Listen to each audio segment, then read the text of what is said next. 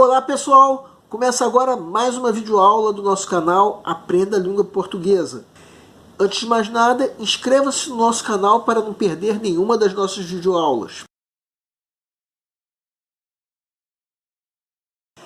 Essa aula é em homenagem ao dia 26 de junho, Dia do Combate às Drogas. Nós vamos discutir duas questões do Enem relativas ao tema.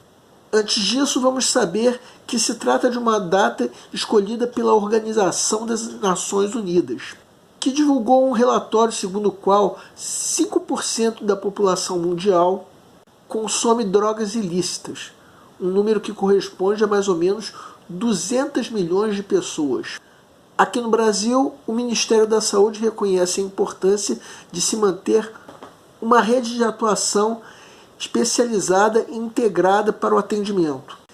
Se o paciente faz uso abusivo de drogas, o tratamento é bastante complexo, indo para além da saúde, apresentando vulnerabilidade social.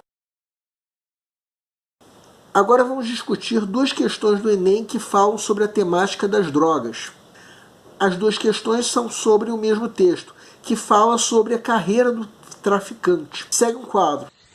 Enem 2010, a carreira do crime. Estudo feito por pesquisadores da Fundação Oswaldo Cruz sobre adolescentes recrutados pelo tráfico de drogas nas favelas cariocas expõe as bases sociais dessas quadrilhas, contribuindo para explicar as dificuldades que o Estado enfrenta no combate ao crime organizado.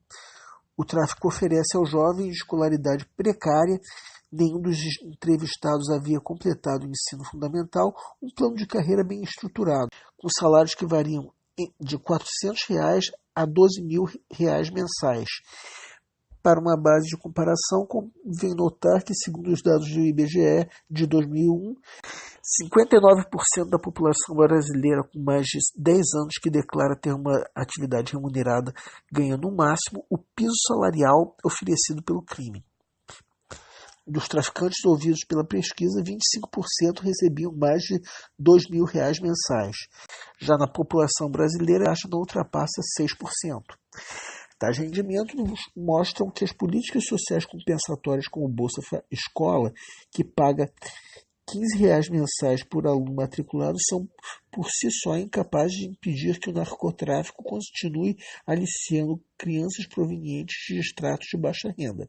Tais políticas aliviam um pouco o orçamento familiar e incentivam os pais a manterem os filhos estudando, o que de modo algum impossibilita a opção pela delinquência. No mesmo sentido, os programas voltados aos jovens vulneráveis ao crime organizado, circo-escola, oficinas de cultura, escolinhas de futebol são importantes, mas não resolvem o problema. A única maneira de reduzir a atração exercida pelo tráfico é a repressão, que aumenta os riscos para os que escolhem esse caminho. Os rendimentos pagos aos adolescentes provam isso. Eles são elevados precisamente porque a possibilidade de ser preso não é desprezível. É preciso que o Executivo Federal e os estaduais desmontem as organizações paralelas erguidas pelas quadrilhas, para que a certeza de punição elimine o fascínio dos salários do crime. Com base nos argumentos do autor, o texto aponta para a. Uma denúncia de quadrilhas que se organizam em torno do narcotráfico. B. A constatação de que o narcotráfico restringe-se aos centros urbanos. C. A informação de que as políticas sociais compensatórias eliminarão a atividade criminosa a longo prazo. D. O convencimento do leitor de que, para haver a superação do problema do narcotráfico, é preciso aumentar a ação policial. É uma exposição numérica realizada com o fim de mostrar que o negócio do narcotráfico é vantajoso e sem riscos. Peço para que deem uma pausa antes de ser dado o gabarito. O gabarito é a letra D. Agora vamos comentar as alternativas para que, caso você tenha errado, você entenda o que te levou a fazer isso. E não se culpe pelo teu erro, apenas se responsabilize. A culpa, no fim das contas, também é uma droga, embora não comparável a outras. Mas a culpa pode viciar e comprometer o teu rendimento na prova. O melhor tratamento para a culpa é a responsabilidade, porque assim você se previne. E o melhor, Não é preciso repressão. Por que o gabarito é letra D? Reparem que se trata de um editorial de um jornal, no caso a Folha de São Paulo, ou seja, trata-se de um texto dissertativo. Assim como a tua redação, a conclusão vem sempre no último parágrafo de um texto dissertativo. Ou seja, o texto defende que a repressão policial é a solução para o narcotráfico. Agora vamos analisar as outras alternativas. As alternativas A e B são facilmente elimináveis. Onde isso aparece no texto? Nenhuma dessas duas alternativas aparece no texto. Então as duas cometem o erro da extrapolação, ou seja, a geração de ideias que estão ausentes no texto. Denúncia de quadrilhas que se organizam em torno do narcotráfico. Constatação de que o narcotráfico se restringe aos centros urbanos. Nada disso aparece no texto. A letra E comete o erro da contradição, ou seja, a geração de ideias que vão contra uma outra ideia presente no texto. E o que anula essa alternativa é a locução sem riscos. O texto diz nitidamente que os adolescentes que ingressam no narcotráfico recebem altos rendimentos porque, no fim das contas, estão correndo o risco de serem presos. Então, dizer que o narcotráfico é vantajoso, tudo bem, mas dizer que é sem riscos, tudo mal. E eu deixei para falar por último da letra C, porque afinal de contas ela é quase certa, mas na verdade ela também comete o erro da contradição. O texto informa que as políticas sociais compensatórias tendem a eliminar a atividade criminosa, ainda que a longo prazo? Não. No terceiro parágrafo, esse texto diz exatamente o contrário, que ainda diz que as políticas sociais compensatórias de modo algum eliminam a opção pela delinquência. Dizem ainda que não resolvem o problema. Então, por mais que nós reconheçamos que tais políticas aliviem o orçamento familiar, elas não eliminam a atividade criminosa, no caso, o narcotráfico. Agora vamos à segunda questão sobre esse mesmo texto. Segue um quadro. No editorial, o autor defende a tese de que as políticas sociais que procuram evitar a entrada dos jovens no tráfico não terão chances de sucesso enquanto a remuneração oferecida pelos traficantes for tão mais compensatória que aquela oferecida pelos programas do governo. Para comprovar sua tese, o autor apresenta A. Instituições que divulgam o crescimento de jovens no crime organizado. B. Sugestões que ajudam a reduzir a atração exercida pelo crime organizado. C. Políticas sociais que impedem o aliciamento de crianças no crime organizado. D. Pesquisadores que se preocupam com os jovens envolvidos no crime organizado. E. Números que comparam os valores pagos entre os programas de governo e o crime organizado. Peço para que deem uma pausa antes de ser dado o gabarito. O gabarito é a letra E.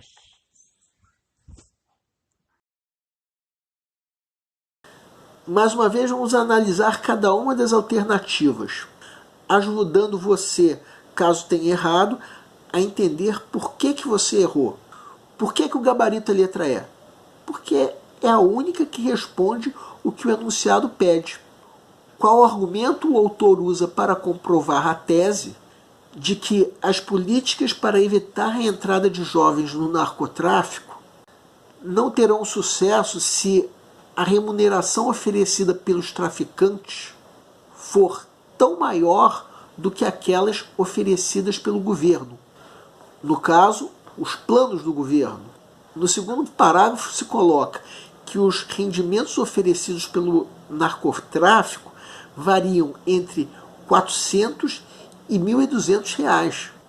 No terceiro parágrafo, coloca-se que o Bolsa Escola paga 15 reais por aluno matriculado. São esses os argumentos que o texto usa para comprovar a tese em questão. No caso, esse gabarito que é a letra E. Agora vamos entender os erros das outras alternativas. É natural que você tenha pensado em marcar a letra B, que no fim das contas é quase certa. Mas prestem atenção, que sugestões são essas que, segundo o texto, ajudam a reduzir a atração pelo crime organizado? A repressão de que o texto fala no último parágrafo.